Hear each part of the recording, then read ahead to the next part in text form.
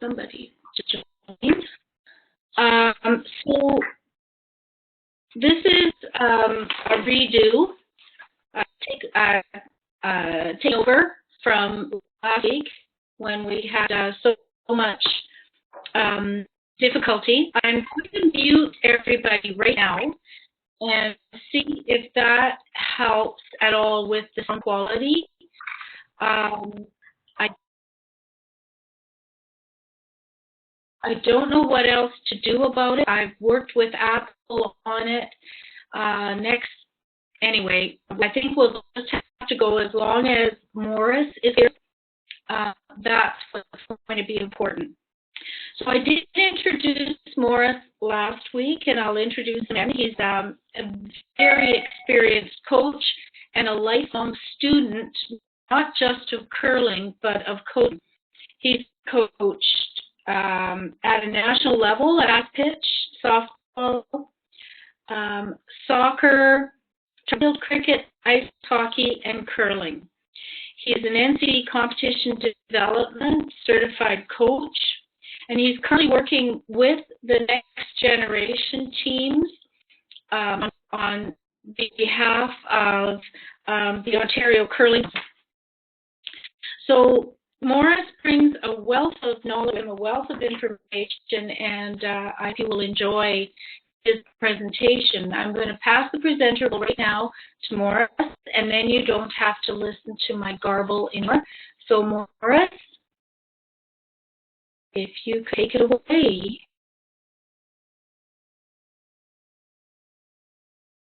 Uh-oh. It says you need to download the Join Me app.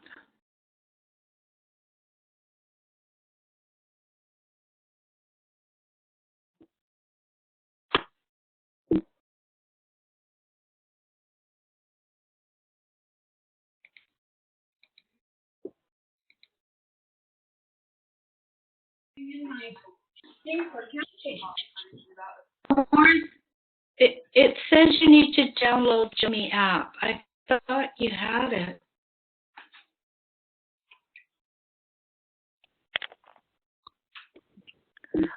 I think it's because he has himself on mute. Yeah, he's muted himself? Yeah, if he it clicks on his circle, then I think he can unmute. It said muted by host. I've unmuted everybody, so I'm the host, and I've just unmuted everybody. So the picture under Maurice's has a X under his microphone. So Maurice, top left of your screen or top center of your screen, I think you might be able to unmute yourself.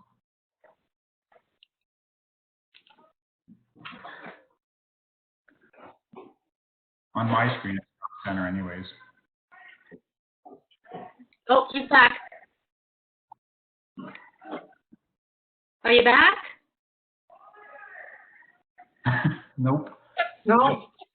Oh, there he is. Nope. There. Okay. Maurice, we're wondering. Okay. Am I back on here? Yeah. Yes. Okay. Okay. Okay. I'm going to pass the presenter role to you. To one of you. Okay. Hello, are we still there? Yeah. Yeah, we're still. Okay. Okay. Does everybody see my screen? Nope. No. Okay. You. You're still seeing me. Okay. Right. All right. Why is that happening? You have the Join Me app open, right? Yes, I did. Okay. Now, can you accept?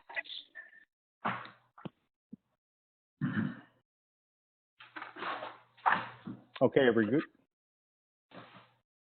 All right. Yay. Okay. Okay. Now I'm going to mute everybody else. Okay. So, Okay, my screen up here now? yes, Yeah. it is. Okay, Yeah. wonderful. Okay. Yay! Crowd cheers.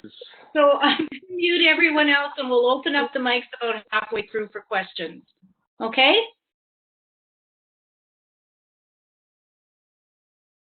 Are you still with us, Maurice?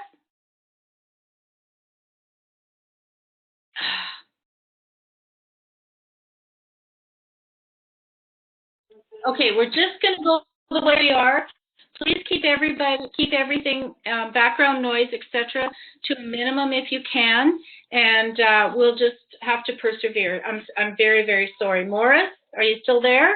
I am still there, yes. All right, we still see your screen, so away you go. Ready to go. Okay, well, finally, this week I think we're all set, ready to roll. I apologize for technical difficulties at the hotel last week. Tried to make it work, but anyway, it's tough to do, I guess, multitask. I do have a slide in here about the evils and dangers of multitasking. That's maybe what I was trying to do, and we'll try to overcome it now. Anyway, the presentation tonight is called Below the Tip of the Ice, and on this screen you can see up above the surface of the water success, and this is what people see. But really what happens is what's down below the water level. We can observe the tip of the ice, but we don't see all the things like risk and focus and goals and persistence and failure and mass action and sacrifice, habits and hard work that exist down below that water level. So, we're looking at the topic of learning to win. And this title says, every champion was once a contender that refused to give up. We're looking at things like how to get started, and the dream is the start of all this winning process, and then moving from a dream into believe, and then to achieve, and the slide showing, stop staring, and you got to start working at it by doing hard work. There's a lot of things that get in the way of our success as developing winning programs, and here are some of the dream killers that exist that get in the way of things. We look at the expectations that others have got, especially those negative ones, and if we continue to dwell on them, then we're never going to change the outcome. Fear is also something else that gets in the way, and we look at different ways to try to counter that. So, you can use the acronym for fear as forget everything and run, or we can look at it as face everything and rise. The choice is ours, how we want to approach that. So never say never, because limits like fears are often just an illusion. So, fears and limits are things that get in the way of our success and the progress that we want to make in developing winning programs, winning attitudes, and winning habits. The impact of fear, not only with our problems with mental uncertainty in tough situations, but also it does have a strong physical bearing. We see some of the symptoms of it, feeling dizzy, pupils dilating, temperature fluctuation, heartbeat increases, adrenaline races through the body, churning stomachs and muscles feel weak or tense. Increase of sweating, digestive and urinary system slows down if result in loss of bladder control, increased breathing, expanding lungs, dry mouth, and rush of information to the brain are all some of the symptoms of fear in an athlete. We can take 4 different responses to fear, and we need to decide which one it is that we're going to face. It's quite apparent here what we do want to do, and that is we want to face fear.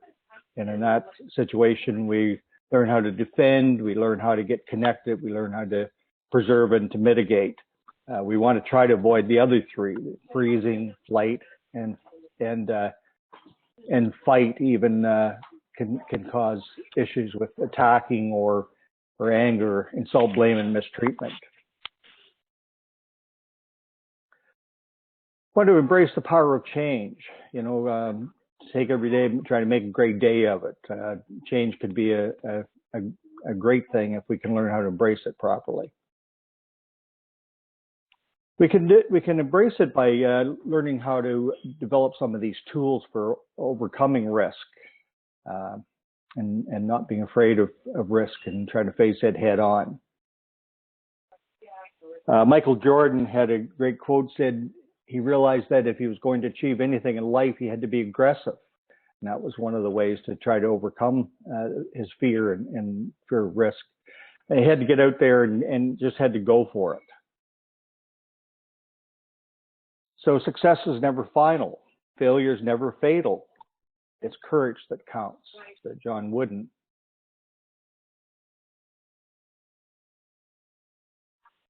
The closest I can come to one secret of success is just a lot of little things done well. So here's some different strategies to how to overcome some of the issues and some of those dream killers. You know, here's one of the most important ones, is learning how to manage conflict. And here's a couple of things trying to manage conflict. And that is, conflict is always going to be inevitable. And conflict doesn't have to be a negative thing. You know, we need to have conflict in order for teams to grow, to consider new ideas, and to produce good solutions. I always thought about it, my background. I started as an English teacher, and you know, if you think back to your school days, when you were studying English literature, we always looked at 3 different forms of conflict, and that was, you needed conflict in order to create action. You know, so there were things like people versus people, people versus self, people versus nature. And it's the same thing in team sports. Is, you know, we need to have conflict in order to learn how to grow, how to create action, how to move on, and learn how to address and prevent destructive fighting in politics. But you need to train your athletes to do that. You just can't say, okay, you got conflict, you know, how do we get rid of it, or let's just get rid of it. We need to know how to work through these things. We need to promote and model productive and healthy conflict in our athletes and our teams. We need to develop focus in the game.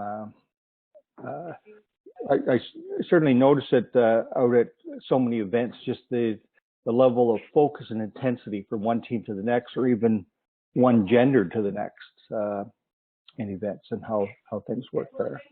We need how to learn how to practice with intensity, and you know, simulate game action, build in things that are going to make practices competitive and make them highly productive, because they have that level of intensity that you would most often see in a game. We need to prepare. Love this quote, is don't look back. You're not going that way. John Wooden said it best. He said, failure to prepare is preparing to fail. Colleen Jones has a saying. Yep. Proper preparation prevents piss poor performance. Absolutely, the 5 Ps, 6 Ps. 6 Yeah. Ps. 6 Ps, yeah. Yeah, very good. Another one here is confidence, and I thought I did this slide. I thought showed an interesting slant on confidence. So the basketball player here is this is back old school. So we've got Rick Barry, and Rick Barry was probably has the lifetime highest average for foul shots of anybody. And of course, you can see the type of he had perfected the granny shot, you know, shooting the ball from between his legs. And he was in the high 90s throughout his career. And it just came down to that. He had confidence in his ability to do that. He didn't care what it looked like.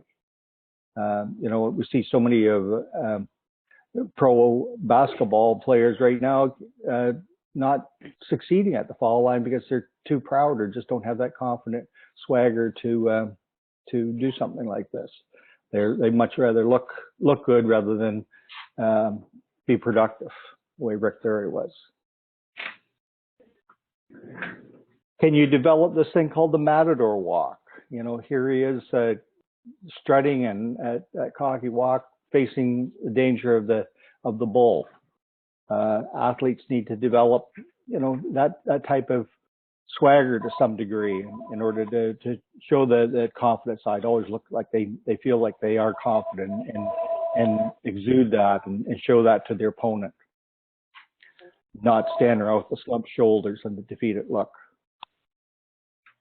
And pressure, dealing with it. Pressure is often just a lack of preparation. So, how do you learn how to deal with it? Well, go into every situation well prepared.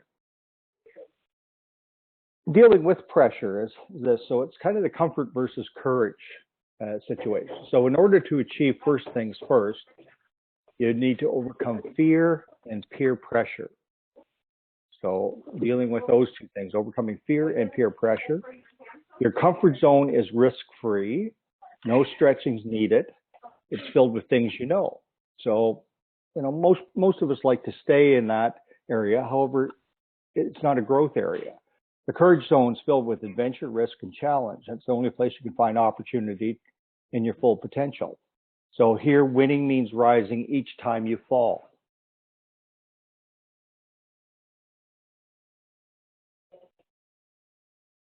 Talent is the desire to practice. So, here's Malcolm Gladwell's theory that, 10,000 hours to master your craft.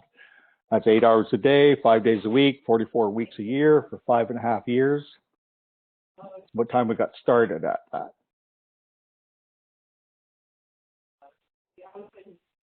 This is great when attention to detail is a key thing in developing successful programs and developing that winning attitude.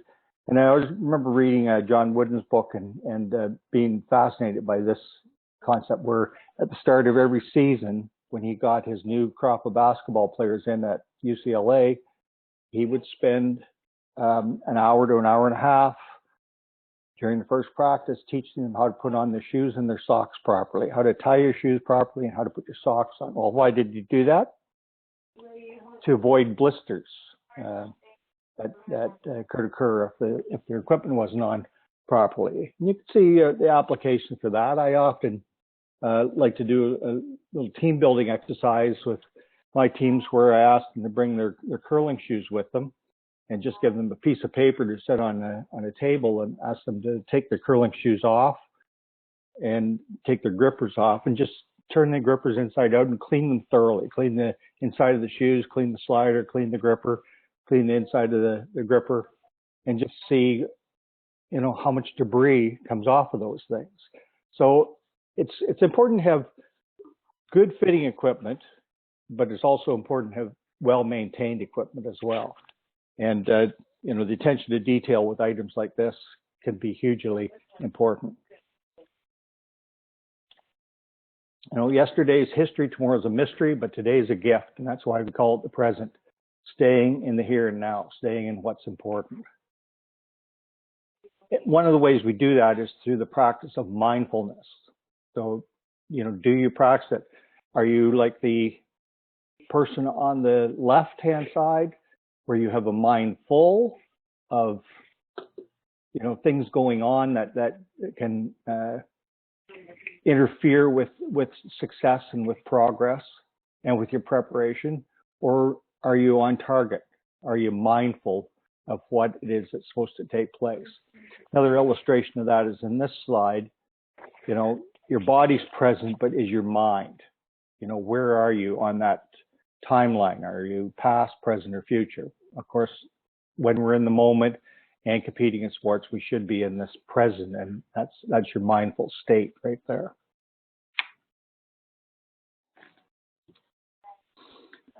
Concentration.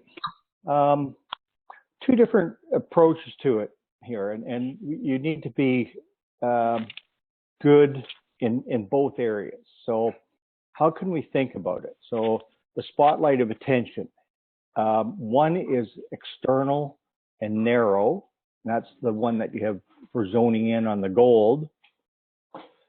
Or you have the external and broad, where you're working out which bit of equipment needs adjusted. Okay, both are important, but we need to know how to adjust our attention and our concentration in order to be able to do both. Not at the same time, but both at important times and significant times. This caption shows, if you wait until all the lights are green before you leave home, you'll never get started on your trip to the top.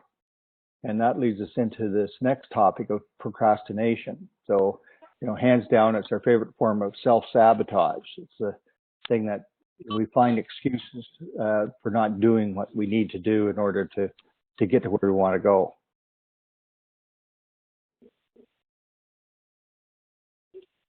And I said multitasking.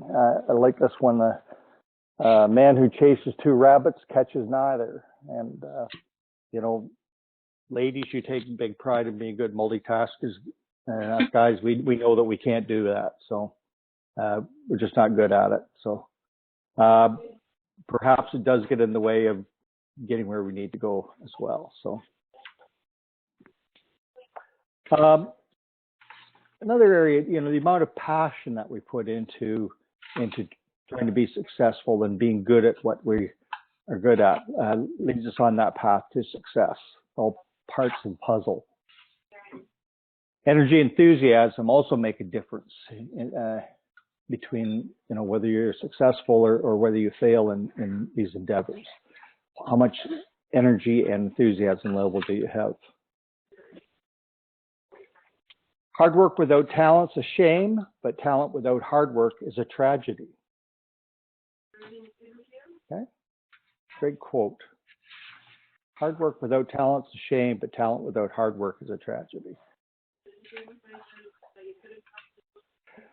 I thought this cartoon kind of fit in very well with many of the kind of impressions we have about curling. We do know that we all know lots of curlers that put in long hours, but typically, particularly at club level, we haven't seen hard work practice, and the amount of hours we put into practice as curlers typically is not up there with some of the other sports out there. And so this cartoon, shows the janitors realizing that they probably go home early because there's been a curling practice called.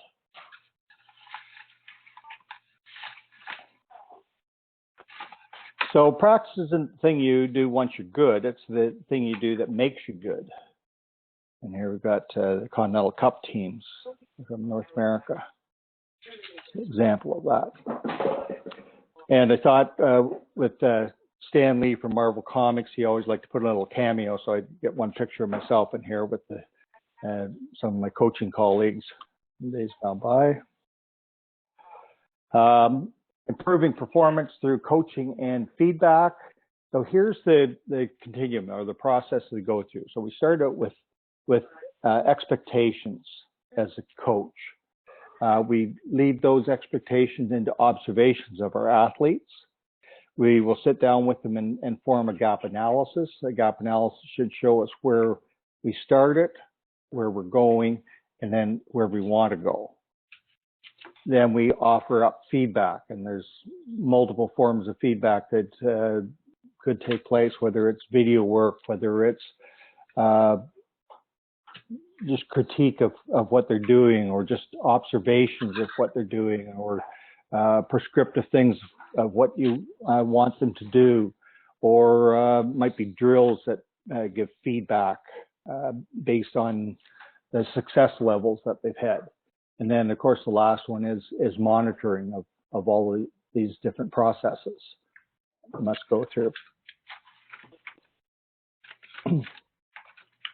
Resilience. So, when you get yourself in a position where, perhaps you've given up a big end, or you're down in the game, can you unleash that inner statistician that kind of tells you, okay, how do I need to go about getting back in this game? What do I need to do? How many points right now is the right number of points for us to get back at it? What is acceptable? What's not acceptable? And that's the level of resilience. And yet, you don't want to get too caught up in just the numbers and what happens. There's more to resilience, just that. There's also some of the things we'll be looking at in just a moment, dealing with inner drive and just belief in yourself. So, being accountable, being responsible. Here's the pyramid success, where you start out with thought, you develop change, you enter in some listening skills, you listen to what's going on, you learn from it, you grow, and that leads to winning and success. But you need to be accountable and responsible, take ownership for what it is that you're doing to follow that process thoroughly. I love this one. It's a great little activity that you can do with your teams. So it's called FWIC, or Excuses for Why I Can't. And so it says, if you're confused about why you aren't where you want to be, you need to write down a list of your excuses and realize everything on that list is why. If you've got a team going through that, I know I've talked to a few teams recently about just some of these things. They're great at finding excuses for why they can't do certain things, rather than just work at what they can and moving forward. Talking about moving forward or onward and upward, we look at this chart here, and the cartoon says, which step have you reached today? So, you know, some days it's kind of I won't do it, and other days it's I can't do it, and I want to do it, and how do I do it? I'll try to do it, I can do it, I will do it, and then finally, yes, I did it. You know, all about attitude, positive attitude.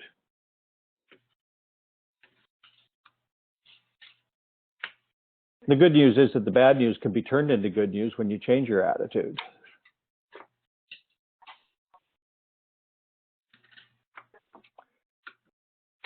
Here's an interesting chart dealing with the whole concept of positive thinking. So, you know, we start out with our thoughts up at the top, and then it says what we think determines what we believe, and then our beliefs, what we believe determines how we feel, and then our feelings, the way we feel influences how we're going to act, and then our actions, and of course that leads to the cycle continuing, that positive thinking continuum.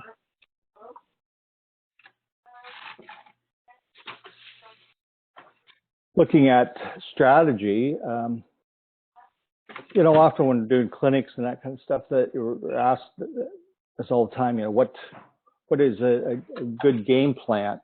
And especially this year with the 5-rock rule coming in and how that is being adapted in different areas. And I took this, the chart, the strategy guide out, you know, so we're, all of you listening in right now, you're familiar with the protecting, probing, and pursuing concepts that have been with Growing Canada now for a number of years. And they put together the color chart here with last rock and without last rock and how it's done. I find it kind of interesting right now, if we look up at the top with last rock, and say we get into the last and you're up 2, and they're illustrating a protecting strategy for the 8th end. And I'm seeing with the 5th rock, or with the 5-rock rule right now, there's many teams out there taking far more probing or even a pursuing approach than the protecting approach with it. So, you know, I've seen everything from, you know, you put the first rock in top 4 if you don't have last rock, and then you're throwing through after that, or some other teams are putting in 2 rocks in the top 4. Others are trying to do things to block the use of the corner guards, or you may be raising rock, opponent's rock into the house in order to be able to take it out right away. So, you know, a whole variety of approaches right now. The thing is, the game plan's good, but good strategy is based on, you know, executing well. And so, you know, if your game plan's good, just execute better. That usually makes your strategy look brilliant. So you can follow the chart all you want, but it really does come down to it to make your shots. This one, the toolbox for success, looking at things like positive attitude, optimism, hopelessness, self-motivation, be a learner, be a teacher. What tools do you need to have in your toolbox to be successful? The goal setting process is very important. And I do find what this slide is suggesting is a fairly common problem amongst many teams, that everybody at the competitive level, elite level, is focused on setting goals for themselves, both their outcome performance goals and most importantly their process goals. And goal setting is best understood and most effective when understood as a process. So most coaches and athletes do a great job of setting goals, and then they forget or ignore the rest of the process. So if we look up at the top of this chart, it shows the goal setting process. So setting goals would be the first step. Second would be securing a commitment, and that might be, putting together the action plan, saying, how you're going to about accomplishing those process goals. So remember, process goals are how you're going to go about accomplishing your performance goals. That's what the process goal is all about. And then the next step is to identify barriers and construct action plans. So what would be some of the things that might get in the way? So whether it's school schedules, work schedules, family situations, problems with teammates, injury difficulties. Those might be all some of the barriers that you would have. You need to develop into how are we going to go about accomplishing these things through your action plans and overcome those barriers. Very important in the whole process goal development is to obtain feedback and to evaluate your goal attainment. So you need to have ways to measure it, and feedback is critical to moving forward and improving any of those goals that are being set. Then you need to reinforce the goal attainment. So how do you do that? What kind of rewards are there in? Is it just strictly from winning? Is it things that the coach can set up for a break in your training schedule, better accommodation when you go away to events? What are the rewards that can take place? And then dealing with goal attainment.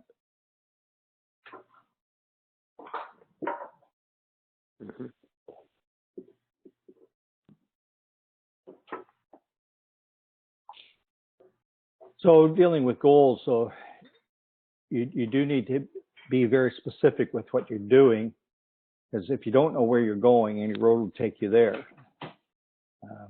Goals could just lead you all over the place if you haven't developed a plan of how to get where you want to go, and be specific with them. Goal is a dream with a deadline. That was another really good quote. Practice time. Now, here's the critical part here. I see lots of teams out there that work really hard at trying to improve their game. But usually what they are practicing are things that they're already good at. That's their comfort zone. They don't like to take themselves outside of that into the learning or the growth zones.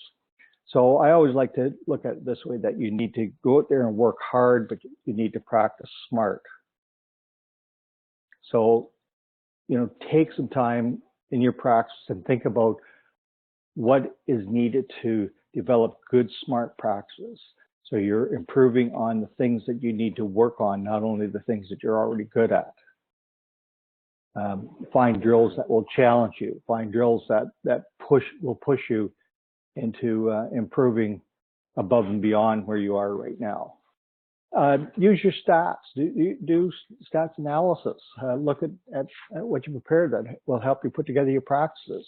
So you go away to events, look at what your force efficiency is. Look at what your steal defense is. Look at what your steal efficiency is. How good are you at your last shot draws?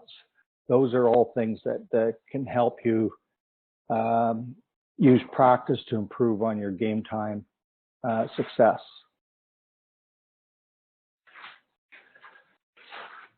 You also need to hunger for it. So your motivation must be absolutely compelling in order to overcome the obstacles that will invariably come your way.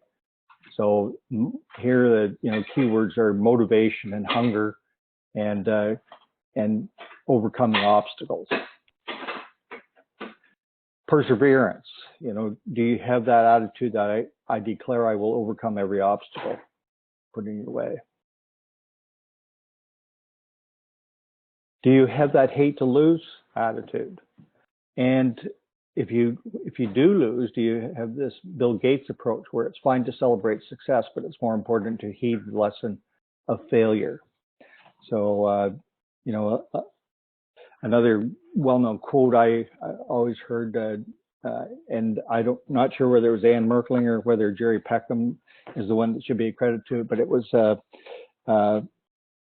failure is fertilizer if you're paying attention.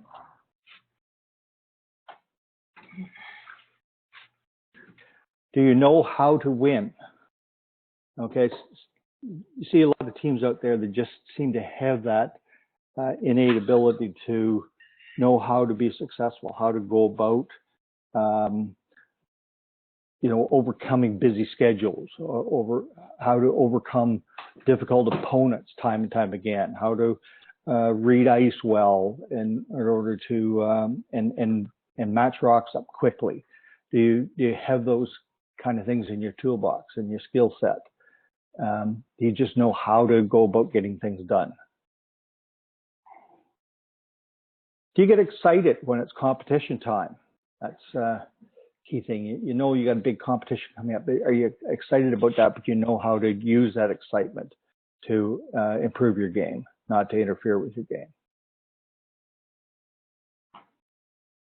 I put together this little activity chart, and I'll give you a little bit of time if you want to have a look at this. I imagine Andrea's sending this out if you want to make use of it. But anyway, the way this chart works is it's a kind of learning to win chart. I've listed a number of the qualities, and these are all things I've talked about in the presentation tonight, or will be talking about it. And, just have your athletes rate themselves, both individually and as a team, whether weak, fair, good, or are they extreme winners in these areas of dreams, preparation, focus, passion, work, responsibility. So work would be work rate. How hard do they work at it? Responsibility, positive attitude, goal setting, perseverance, competition. How excited do they get about competition? Desire or drive to succeed and excel. How well do they work within teamwork frame? And I'll be looking at that in a lot more detail in just a moment. So you can write down their areas of strength, and then also areas requiring more work.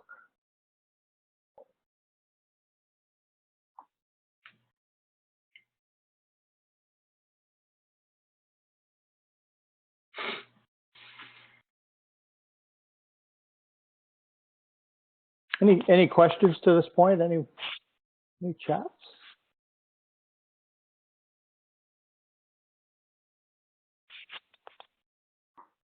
Okay, we'll go on. I have a few questions, Maurice. It's Andrea. Yep. But sure, Andrea. I will leave them perhaps till the end. Okay. Because yep. you may go through them as we. Yeah, there's about 10 more slides left in here. So. Perfect. Okay, great. Okay, next one, the level of energy, focus, goals, and purpose that you put into both competing and into practice is crucial. This one, I like the concept of this. Is if you sat down and made a win column and a loss column, and you kept track of what the teams were like over the course of the season, quite often you would see in the win column those teams that were more competitive. They just had that stronger competitive drive.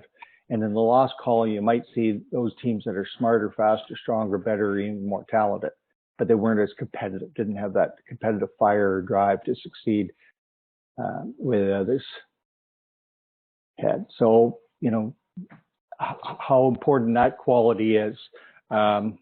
often. I read a wonderful book a while ago called Talent is Overrated. You know, talent without good practice habits and without that competitive fire is not as effective. Can you avoid throwing disaster shots? Can you be smart about the approach to the game? We don't always need to have the hero shots. And I put John in there because I thought this year he's starting to kind of get a grip on that. So with this new team. Now the next part here deals with it's what I call the GH factor. So under G, it stands for the gamers, the grinders, the grit, and the guts of the game. You know, do you have those 4 qualities? Are you a gamer? Are you a grinder? Do you have grit? Do you have guts? And the H stands for heart, hustle, and hunger in your game. So, you know, developing the GH factor is very critical. Teamwork. So, you know, team, the acronym is together everyone achieves more. I'm just going to back up here for a bit. I did see that with this past week with a number of teams when they got down to crunch time at the slam that I went to at Thunder Bay, that I saw teams getting away from what had made them successful. That is playing together well as a team and putting together good team shots. And instead, I saw individuals trying to be perfect and make the shots on their own, not depending on their sweepers, not depending on good line calls, not depending on it. Just, you know, if you want to draw the pin, you're trying to throw to the pin rather than trying to throw to the top 8 and let your team sweep it where it needs to go, or steering shots. So important to stay together as a team. You're stronger than you are individually. Here's a good chart dealing with team performance and also in team development. So it's showing 4 different stages to it. So down at the bottom left, you see when you're in that creating a new team phase. So you're looking at the results and you're also trying to steer the team in a certain direction. So it might be, you know, developing what their team DNA is, what their team philosophy is, what style of play they're going to have. Then in the next part, in developing a team, you're developing teamwork concepts and you're putting in supporting systems into it. And then in the third stage, you've got performing and achieving results within a team. So here you are starting to work at capitalizing on the strengths of the team and also stimulating new achievement within the team. And then the fourth and final one is once you get to that level and you are performing and achieving results, how can you sustain that team performance? Because that's one of the real hard things. You know, teams that start off really hot during the beginning of the season, how do they maintain and carry that on for the remainder of the year? So sustaining team performance takes in kind of synergizing, so putting all the energies together, and then also keeping the proper alignment for it. And of course, leadership's important in that, and that's what it's showing with the leader style and also leaders focus in the development of team performance and also team development. That's a much more positive model of forming, storming, norming, and performing. Yes, yeah, absolutely. You know, I and like now that you mention, I mean, I've seen teams win that in all 4 phases of what you talked about. Mm-hmm. You know, through history, there's been examples of teams that are in storming mode where they're fighting, not getting along with one another, but they can still win. It takes a certain type of athlete to be able to do that, but it is possible. And also, you know, there's been some teams that have come right out of the gate in the forming stage and been successful right away. But ideally, you want to get to where this fourth one is, sustaining team performance, synergizing, and get yourself into that performing stage as quickly as you possibly can. But it takes time, it takes steps, and it takes this whole process that we've been talking about tonight in order to get to that. Very good. This next one deals with an important topic of communication. It's at the heart of team relationships here. So, if we go down to the bottom of the chart, we look at communication, and it says effective communication between team members is at the heart of all productive teamwork. And when we have some of that, then we can get into the role of understanding. So when teams seek to understand each other's concerns, needs, and challenges, respect begins to flourish. And then with respect, team members who show respect and consideration for the values and perspectives of others create trust. So we can see how it all interrelates and connects. And then once you have that respect, then trust develops. With high levels of trust, teams create the synergy needed to accomplish ambitious goals. And when you have all those things, communication, understanding, respect, and trust, we start to see some of those high performance results that take place. And that's at the heart of the team relationships. Team is so important. And, we know the old saying that there's no I in team. Cartoon illustrates that.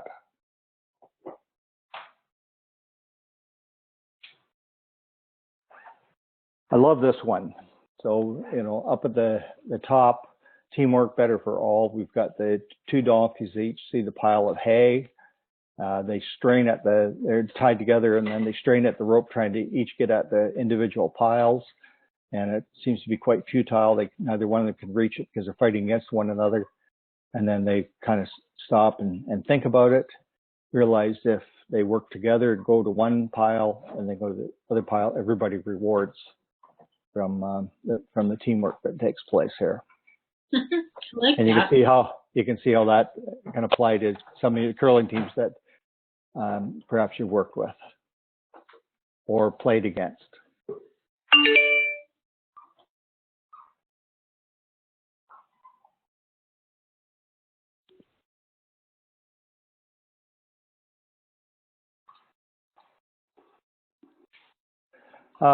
Building champions.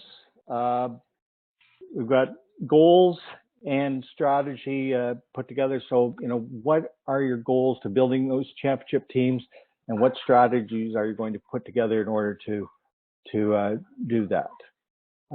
Is it a situation where you feel that practicing more than you're playing is better, or going out to a lot of competitions and playing the circuit with very little practice? How does that work, or do you get a happy medium? I always like when I'm putting practice together, I always try to use this whole concept of the 4 pillars of performance. So here's how it would work if you've got beginning teams or teams that are less skilled. You're probably spending most of your time, if not all of it, on technical stuff. And then as you work on improvers, you have probably about 3/4 is technical or 2/3 technical. You're starting to put in a little bit of tactical stuff and a little bit of physical stuff in it as well. And then in the advanced stage, we've got probably a little more than 1/3 technical. You're adding in quite a bit of tactical now into it, a bit of physical, and now mental's finally being introduced. And then finally, with the elite teams, it's about 25% for each of the 4 pillars of performance. Doing that. So, when you're setting up practices, can you address all 4 of those issues if you're working with elite teams or with advanced teams at this time? That's the challenge of the coach to put that together, and the athletes as well. Okay, championships. Championships are usually built when the stands are empty. It's the hard work that's put in prior to it, the preparation that goes into it. It's not usually just game day. Sometimes how you handle it in game day, but that can be prepared and prepared for prior to the event. So when the stands are empty, that's when championships are built. And I saw this. I don't know how many of you have seen this little poem before, but it says How to Be a Champion by Grantland Rice. It says, you wonder how they do it. You look to see the knack. You watch the foot in action, or the shoulder, or the back. But when you spot the answer, where the higher glamour lurks, you'll find in moving higher up that laurel-covered spire that most of it is practice, and the rest of it is work. And then down below, labor or work, it's how you look at it. So the story goes, 2 stonecutters were asked what they were doing. The first one said, I'm cutting this dang stone into blocks. The second one said, I'm on a team building what might be the world's most beautiful cathedral. So take pride in your work, find joy in the process, and work with a purpose.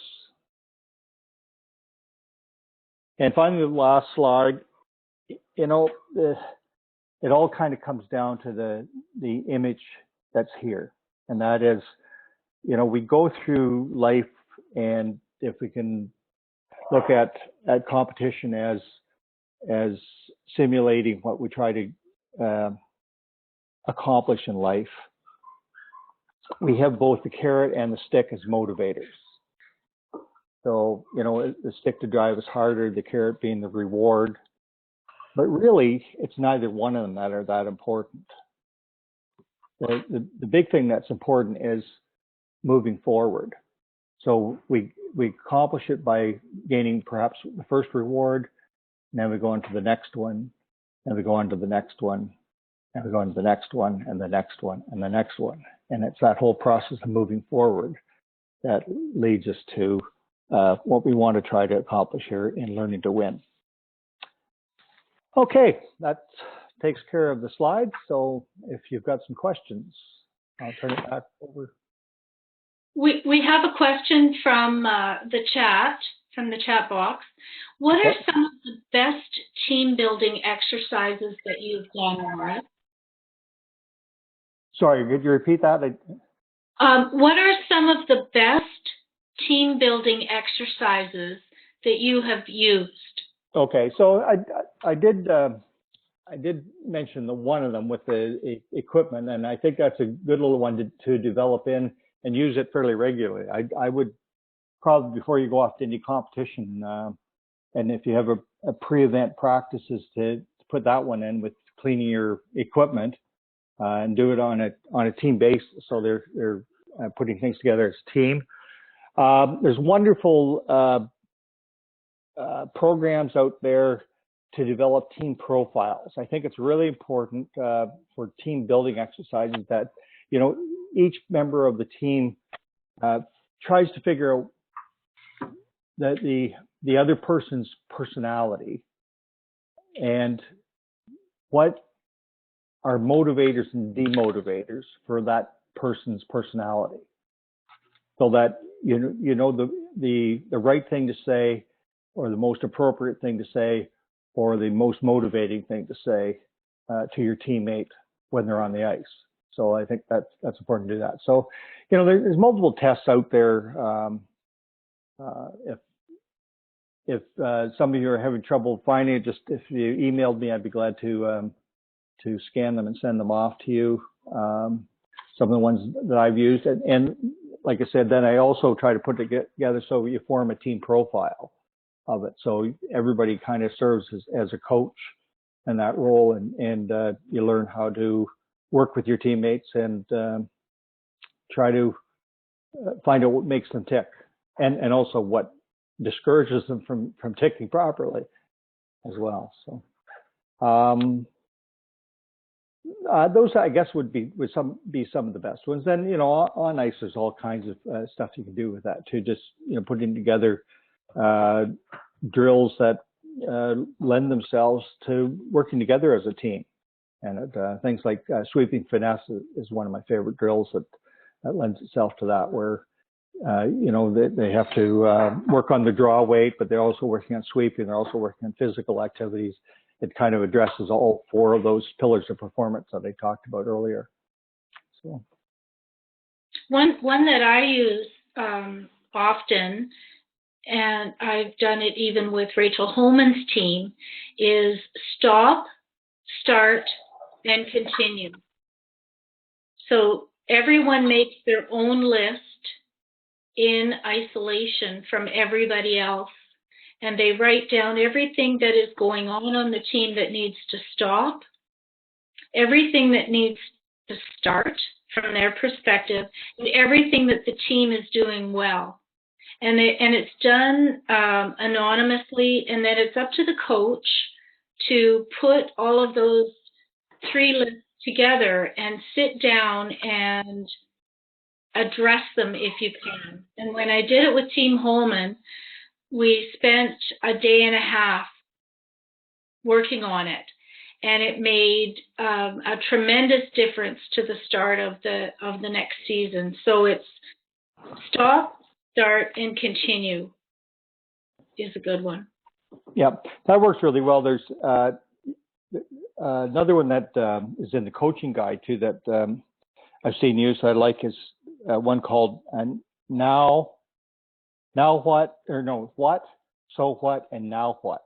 So it's similar to stop, start, continue. So, you know, what are we doing right now? So what do we need to do next? And then what are we going to do to go further? Now, what are we going to do to go further? Right. So that's the same thing. So in some ways, it's kind of just a simplified little gap analysis they do. So and the gap analysis would be another good team building activity as well, too. Yes. Yeah, it's good. Are there any other questions? Because I have a few, but I much prefer that we hear from everybody online. Okay. Maurice, at the beginning of the webinar, you mentioned focus and the difference that there are differences between men and women. What is your experience with regard to that? Well, I would combine both focus and intensity, kind of in the same breath with what I was talking about there. So I would say all you need to do is look at the pre-game last shot draw that takes place, and if you got guys teams out there and women's teams out there, and just listen to even just the volume of calling on the sweeping and the encouragement that goes into it. There's a difference between the two genders.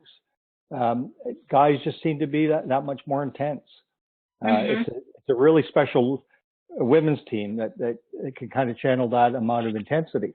Now, before I get myself in a lot of trouble with an answer like that, just I can back it up with some numbers. And we did do this at OUA's a number of years ago, and just look at what the last shot draw numbers are. And there was somewhere on an average of about a foot difference between foot to foot and a half between the guys and the girls numbers, like for all 15 teams or whatever on an average. And, you know, some people can explain it well, you know, the guys stronger sweepers and that kind of stuff, but I don't really buy that because, I mean, that can also work negatively too, that they can oversweep it and put it past the pin, right? If they just got their heads down and going hard because they're so intense. I don't think that they have that same, that same pressure to be intense and to be successful in some ways. And, you know, vive la difference and all the rest of it. But the girls could learn a little bit from that. And the guys, on the other hand, there's things they can take from the women's game too, you know, just dealing with the finesse shots and that kind of stuff. That could improve their game a lot. So it's kind of give and take, those two things. Well, I'm working. Did I get myself in terrible trouble with that answer? Not at all. Okay. I don't think, well, not from my perspective. I am trying to find a specialist at the moment to do a webinar for us on the difference between coaching men and coaching women. So stay tuned for that. We do have another question, and it was actually one that I had as well. So for mindfulness exercises, besides meditation, what else can coaches do with their teams to build mindfulness skills? Yeah, I mean, there's a lot of great little drills out there that could be used. I've been really surprised lately. I know 10 years ago, or 8 to 10 years ago, we used this one a lot, where you had the scrambled chart, and you started with 00 and went to 100, and you gave your teams 1 minute or 2 minutes to try to find all the numbers consecutively from 00 to 100 and see how they get it. That it's a concentration drill, but it's also a mindfulness drill, just staying in the moment. That's a great one, because a lot of the teams now just have never seen it before. I used it at both camps I worked at this year, and none of them had ever used it before. So it's certainly one that could be brought back in. Another one would be looking at a clock face, and say every 5 seconds you snap your fingers, and every 10 seconds you clap your hands, and then 5 seconds you snap your fingers, clap your hands, or stamp your feet, or set up whatever system you want. But it's dealing with focus and concentration and staying in the moment. So those are all things that could be thrown in, and they could be used as part of your off-ice practices, or they could be things that the athletes can take home with them to use as well.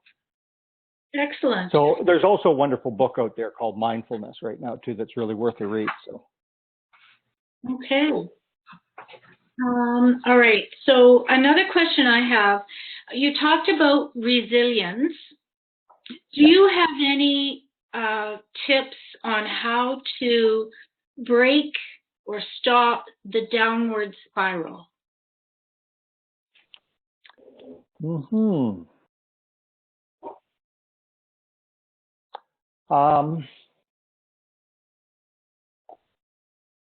Well, I mean, I guess you need to know how to say the right thing when you go for a timeout, because quite typically that would be the time that a timeout would be called.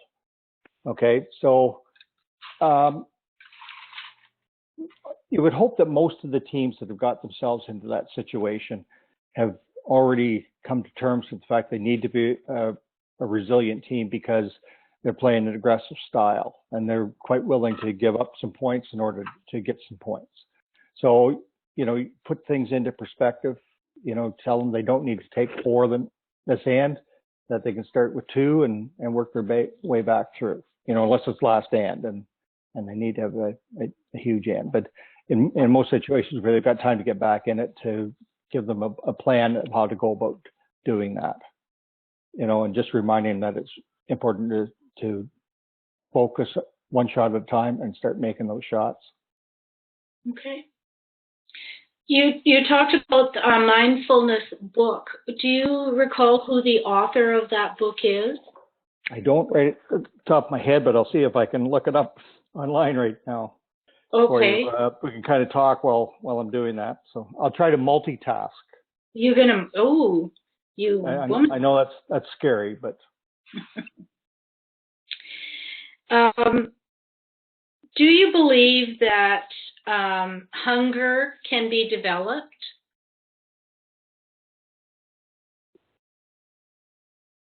Okay, I just, can you clarify that a little bit?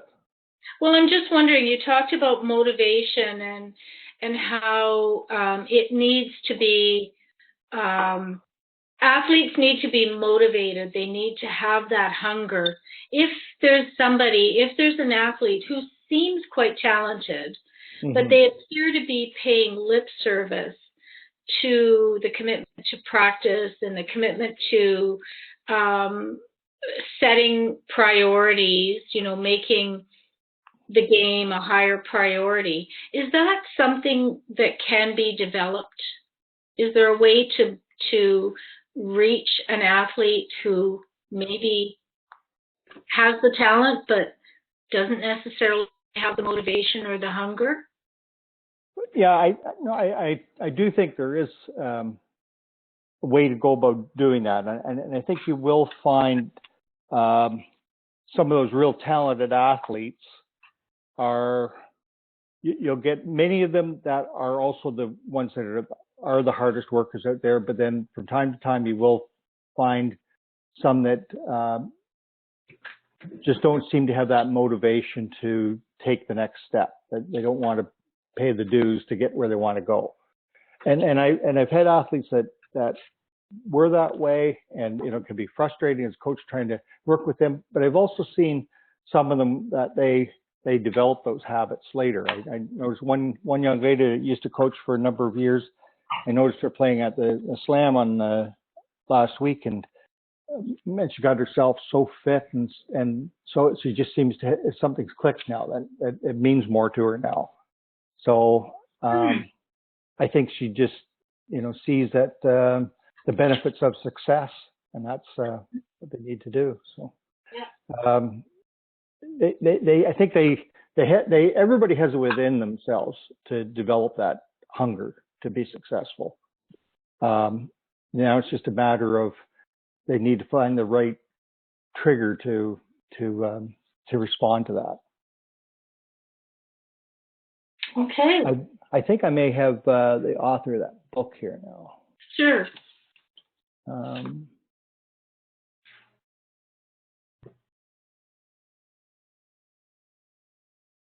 Or maybe not. It's not Mark Williams, or is it Mindfulness? Finding Peace in a Frantic World? That's it, yes. Okay, so that's Mark Williams, and talk about multitasking. Danny Fenman. Mark Williams. Yeah, I told you women are much better at that than guys are. Annie commented that Headspace is an excellent tool to practice mindfulness, and I've used that myself. So I've heard really good things about that. Yeah, and it's free for the first month, and then after that you have to pay for it. But you can get the skills in that 1 month of trial, and you don't have to pay up front. Like some apps, you have to pay up front. This Mindspace, you don't have to, or Headspace. Sorry, Headspace. Yep. Very good. Are there any other questions?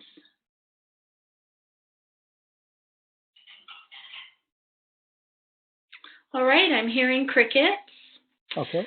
I'd like to just say hi to my friend Jeff Thomas. It's on there, I think.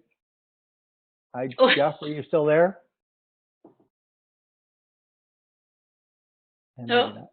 Jeff must have left the building. Yeah. Jeff. He says hello, Jeff. Jeff's my friend from St. John's, Newfoundland. I went to Japan. Yeah, he just chatted back. Hello, Maurice. Yeah. And one of our participants has been told he's a head case, so he's okay to use Headspace, I think. Okay. Well, it is Steve, so what can say? So. All right. Well, thank you, everyone, for your patience and your perseverance with this. I will, as usual, send the recording out to everybody. Maurice, are you available for questions via email after the session? Yes, absolutely. Okay. So I'm going to stop the recording right now.